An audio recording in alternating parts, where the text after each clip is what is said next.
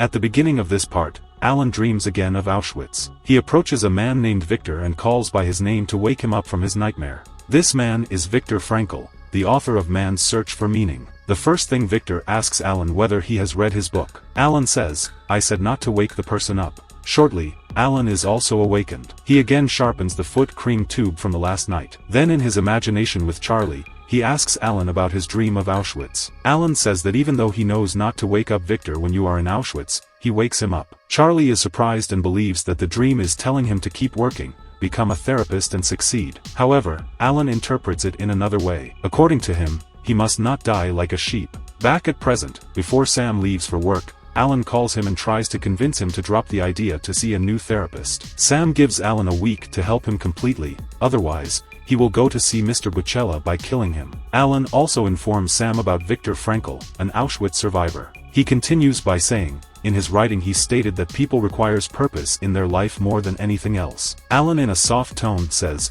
the deepest place we can find meaning is in relationships. Alan then talks about marriage with Sam, and asks if he has been in a relationship after his divorce. He also advises Sam to invite Mary for a dinner, so that they may reconnect. Sam may set up a nanny cam, therefore, Alan can observe everything and provide expert advice. Mary accepts Sam's request to join him for dinner. Meanwhile, in Alan's imagination, Charlie warns him that if his attempt to stab Sam results in Mary's death, it's going to be his fault. But Alan is only concerned with getting away. After setting up the camera, Sam warns Alan not to do anything stupid, otherwise, he will kill both Mary and him. Sam quickly outsmarts him by claiming that his intention is to help him, and nothing more than that.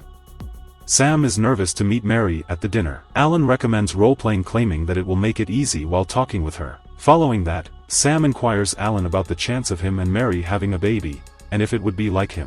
Alan doesn't exactly encourage him. He claims that, no one foresee how their children would turn out. The following day, Mary is there. They are eating food. Alan watches them from non-A cam. He has a foot cream tube in his hand thinking of killing him.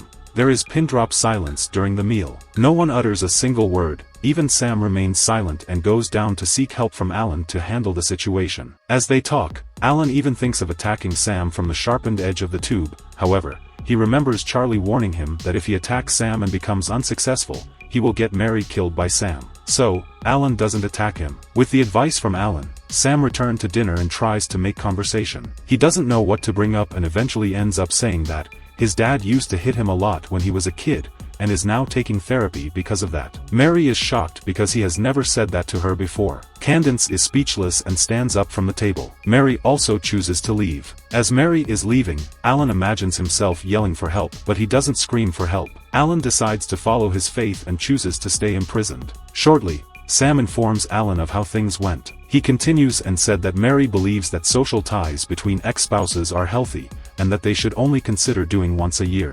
Sam is heartbroken. He claims it was a mistake and accuses Alan. However, Alan thinks that this was crucial for Sam. Developing meaningful connections demands taking chances. Sam doesn't mind. He informs him that his therapy is not helping, and will see Mr. Buchela the following week. Alan suggests that Sam initially try to access his memories and thoughts regarding his father during his therapy with Mr. Buchela. He claims that when he becomes so upset that he injures somebody, it is his father with whom he is especially mad, not other people. Instead of murdering his father, he murders others and takes out all his frustrations on those poor innocents. Suddenly, Sam remembers something. He grabs the laptop and shows Alan a video where a man named Edmund Kemper, a serial killer, confesses his crime where he murdered his own mother, hoping to break the pattern of killing women like his mother. Sam comes out with the conclusion to end the cycle where he will kill his own father. Alan tries to stop him but leaves there saying, "I finally know what I have to do." As soon as Sam is out, Alan desperately calls Candace. Alan asks her to call the police, but Candace refuses to do so.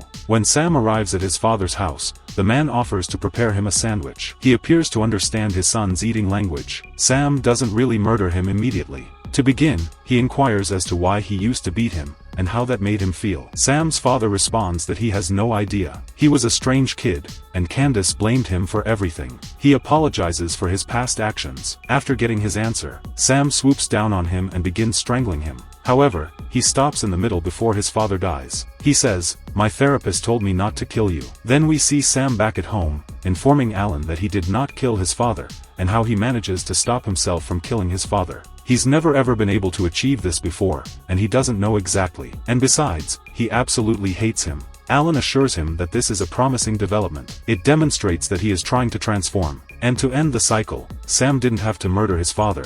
He simply needed to avoid killing him. And by not murdering his father, he proves that he isn't like his father. Sam grins faintly, pleased with the compliment. "I appreciate it," he says. Alan then shifts gears gradually. He says it's time that he let him go home. Likewise, Sam needs to work things out with his own son. He swears not to turn Sam in, as far as he doesn't kill again, and also wants to see him each day for regular treatment sessions in his office. Sam doesn't really answer and instead processes the information. The following morning Sam departs in his truck and brings back sofa and a little fridge. He admits to Alan that he has been pushing him. However, as Alan previously said, counseling can take months or even years. He's keeping him here, but he's making him more convenient. Alan must now reconsider his options. In his imagination, he talks with Charlie. Alan expresses empathy for Sam and expresses surprise that the therapy is working to some extent. Alan informs him that Sam is searching for a substitute father. And finally both Alan and Charlie agree. Alan isn't going to spend the next 10 years of his life chained up here. So Alan takes a chance, and tells Sam he can't treat him any longer. In his best opinion, Sam should be forcibly restrained from acting on his impulses. Only then will he be able to recover. He tries to persuade Sam that it's time to call the cops. Sam goes to sit outside of the police station but doesn't enter. Meanwhile, Alan calls Candace downstairs and blames her for not raising Alan properly, and not protecting him from his father. Though she was afraid at that time, she could have taken a stand for him. Alan passes the tissue and uses the chance to grasp her, and pulls her toward him. It's time for his escape route. From the sharp end of the foot cream tube, he pressed against her throat and calls Sam downstairs. As Sam is there, Alan asks him to call 911. He can choose to call the police or watch his mother die. But Sam refuses to choose the option. He believes Alan is tricking him. As a result, Alan jams the weapon further into her neck. Right in the middle, Alan blackouts. He dreams of himself being at gas chamber. His wife Beth is right beside him. He then again finds himself with Ezra's family. His grandson wants to know what he was wondering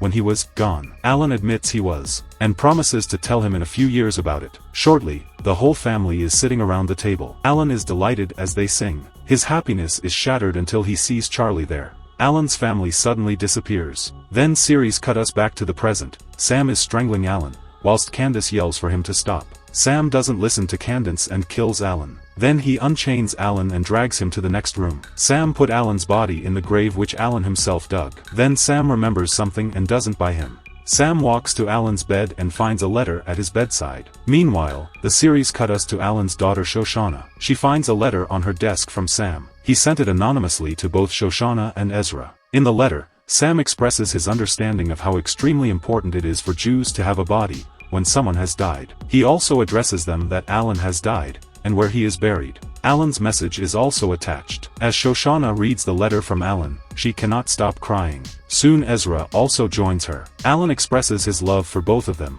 and also tells them how much comfort he finds in thinking about them and their families. Through the letter, Alan also makes peace with Ezra and apologizes to him for being judgmental, and letting Beth take so much blame. He was in mistake and again apologizes for that. Back at Sam's house, he has his own deceased therapist within his mind. Sam tells him that the therapy worked and he is not going to do it again. However, Alan in his mind believes that he is going to kill someone again. Then Sam walks to Alan's bed and after calling his mom downstairs, he chains himself to the floor like he chained to Alan. He then hands over the key to his mother who is astounded to see him like this. He seemed to have agreed with Alan terms that he should be physically restrained, only then he is going to improve. The series then shows us Ezra taking therapy. He has been through a lot, but he is finally in a place that enables him to heal. Ezra urges his therapist that he is more worried about his family than he is about himself. The therapist wants him to speak about himself, but he is unsure where to begin. The series ends here.